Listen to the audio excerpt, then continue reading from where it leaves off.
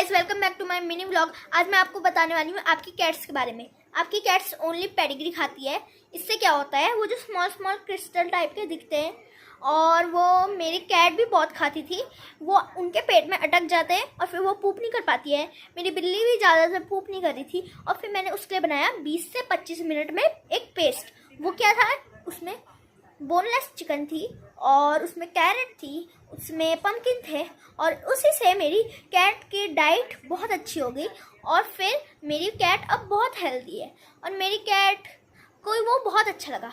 तो फिर अगर आपको ये अपनी कैट के लिए बनाना है तो फिर आप बना सकते हैं, ये डॉग भी खा सकते हैं। तो फिर अगर आपको आपके कैट या डॉग को अच्छा सा खाना खिलाना है तो आप ये यूज़ करें। और मैं आपको और फैक्ट्स बताऊंगी आपकी कैट्स के बारे में और डॉग्स के बारे में भी, आपको इन्फॉर्मेशन मिलती रहेगी। आप पूछ सकते हैं कमेंट में आके। और if you like my video so please like and subscribe. Thank you.